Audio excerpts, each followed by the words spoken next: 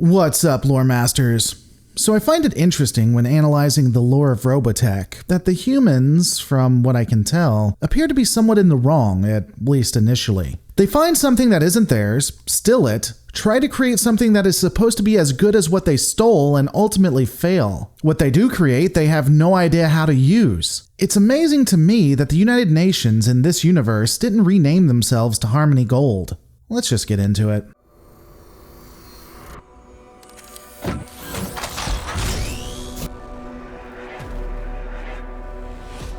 The Third World War had been pretty devastating for Earth, with all sides effectively committing total war and trying to eradicate each other. All of that changes, though, in 1999 when an alien ship crash lands on an island in the Pacific Ocean. The discovery of this vessel does two things. First, it propels human technology in ways that makes the invention of the microchip seem inconsequential, and second, it also showed humanity that there were entities beyond Earth that posed a significant threat to the security of all peoples. This find causes all of the nations to come together under one banner. The robotics from the alien vessel is reverse engineered, creating quote-unquote Robotech. They would also begin repairing the crash-landed ship, dubbing it the Super Dimensional Fortress.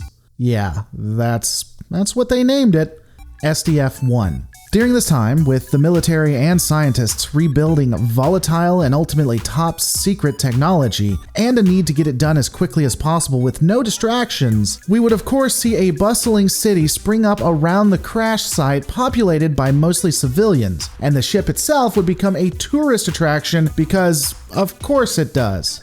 It takes Earth 10 years to finally retrofit the alien ship and make it operational. After this time, the ship is ready to be launched on its maiden voyage. The vessel is manned by the best and brightest from all over Earth, all of them graduating from the Robotech Academy. Soldiers ranging from the United States to Russia to China to India, but not France. This is a Christian show after all. In the first episode, we also get a sense of the people who will be in charge of defending the Earth. As an example, we get to see the bridge crew, which includes Lisa, also known as Commander Yandere, chastising Claudia, also known as Lieutenant Booty Call. Commander Yandere is pretty upset because Booty Call was having fun on her off time, and a white woman telling a black woman how to live her life in those times is going to look really good in 2019. Luckily, Lieutenant Booty Call tells off Commander Yandere, and she gets properly mocked by the rest of the all-female bridge crew. I mean, there's so many jokes to go with here. I just need to know who I want to anger today. Should I mock that it's an all-women crew and get the social justice warriors mad at me, or talk about the power of females and get the anti-SJWs mad at me? There's just so much twine and just so very little time.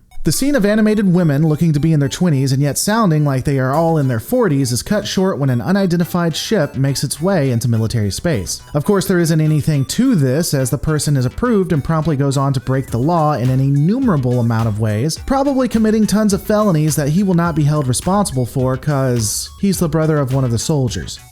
This really is like real life. With the SDF-1 about to launch on its maiden voyage, a huge ceremony and festival is being held with the civilians coming out and celebrating. During this time, an alien armada would arrive out of a warp fold looking for the Robotech vessel that had crashed 10 years ago. The fleet is manned by the Zentropy, your basic bad guys that want to take over everything, because black and white is how we roll in storytelling during this era. The Zentropy use their, finder beam, clever writing there, and determined that the Robotech ship is definitely on the planet. The Zentropy dispatched several ships to scan the planet and look for the vessel. The SDF-1, after having been rebuilt and studied for over 10 years, would apparently still have a booby trap that, when a Zentropy ship comes close, means that the SDF-1 fires into the ocean, and then what it fired curves up and goes into the atmosphere and destroys the vessels outright. Okay. The crew on the SDF-1 tried to stop it, but unfortunately are not able to shut down the ship before the blast was fired. This, of course, starts the next war Earth would have to endure. Unfortunately, this war would be in space and not on the planet. Stay tuned for the next episode where basically the Zentropy are going to be faced with a dilemma that would be analogous to an adult trying to take a gun from a baby. It's going to be a wild ride.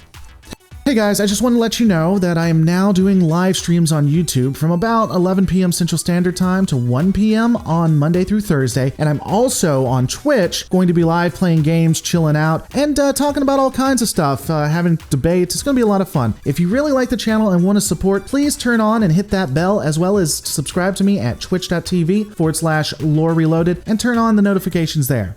I'll see you guys on the next Lore Reloaded.